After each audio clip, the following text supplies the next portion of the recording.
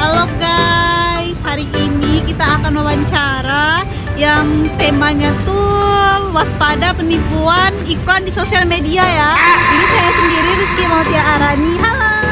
Dan ini Safia Nisa, ini Andika, dan ini Daniel Gibran. Oke, dadah.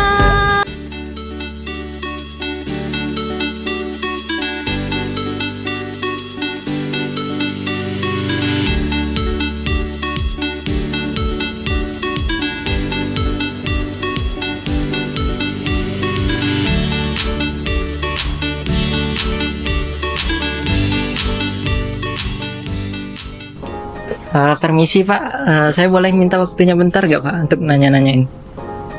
Makasih Pak, saya izin duduk ya Pak. Ini Pak, kita ada mau nanyain ke Bapak ini masalah investasi online di Facebook, Instagram maupun Twitter. Kira-kira aman gak ya Pak untuk di zaman sekarang ini yang kayak gitu di sosial media? Menurut pandangan pribadi Bapak nih ya. Memang sih lebih fleksibel, lebih praktis, tapi belum tentu aman. Terus masalah kualitas datanya tentang perusahaannya, latar belakang perusahaan juga belum tentu walaupun benar. Sekarang ini kan banyak orang yang banyak penipuan, jadi kayak saya sih belum aman sih. Oh ya Pak, begitu ya Pak. Ini pertanyaan yang kedua nih Pak. Kalau kawan-kawan dan yang lainnya ini kan sering banget ya Pak dapat pesan investasi, dapat pesan segala macam itu penjualan barang-barang gitu di marketplace Facebook itu, Instagram itu kan banyak iklannya ya Pak. Kadang ada juga yang promo harganya itu nggak ngotak murahnya itu. Nah, saya mau menanyakan ini. Kira-kira menurut Bapak, pandangan Bapak itu gimana Pak soal barang-barang murah itu yang ditawarin orang itu? Kira-kira aman nggak untuk dibeli? Worth it nggak gitu untuk dibeli kita-kita ini, bapak-bapak atau ibu-ibu atau kita-kita ini sebagai anak muda nih, untuk beli barang yang murah?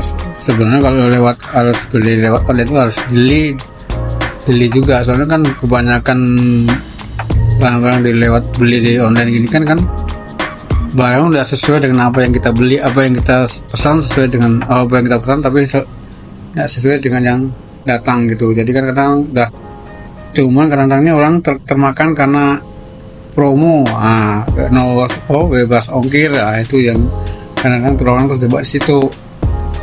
Sebenarnya untuk lebih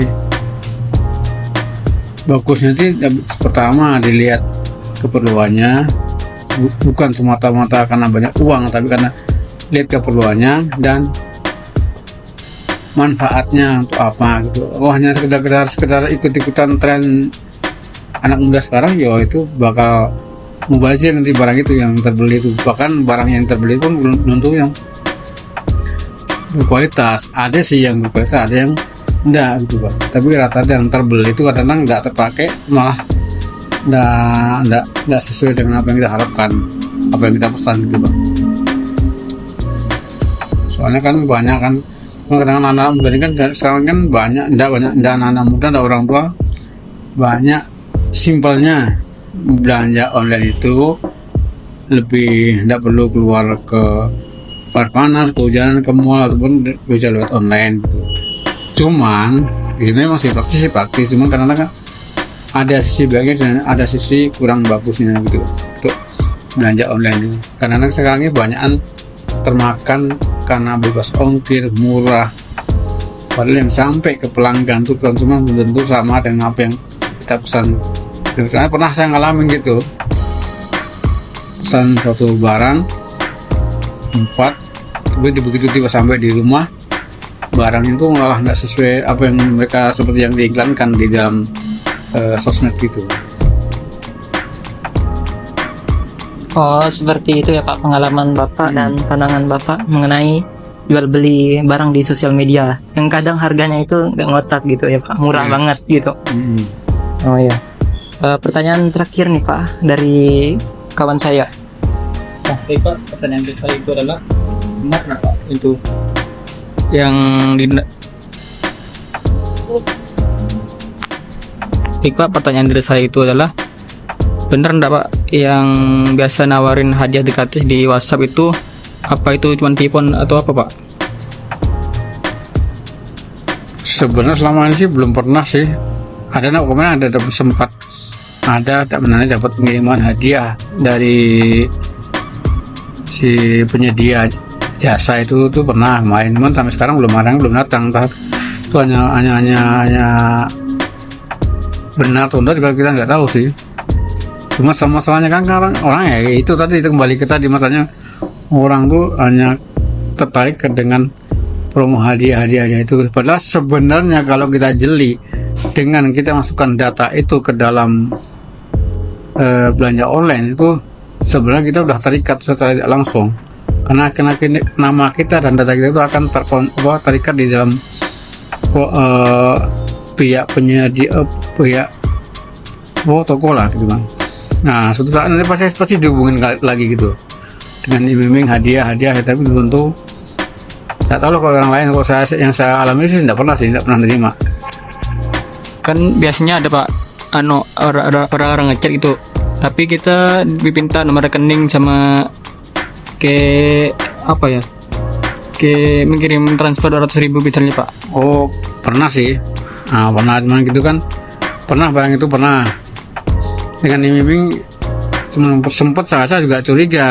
Saya kan sempat ngalami beberapa bulan yang lalu tuh, pernah ngalamin kayak gitu. Terus sekian ujung-ujungnya nggak ada gitu, berarti tertipu.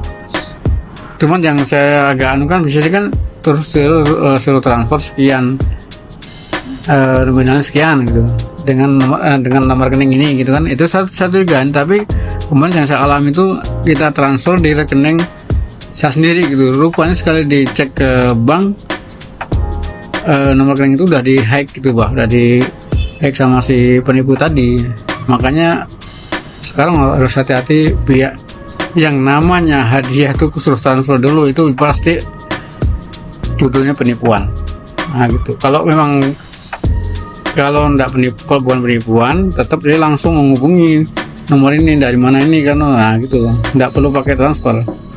Kalau misalkan di transfer dapat hadiah dari sekian nominal sekian juta bulan itu tetap penipuan.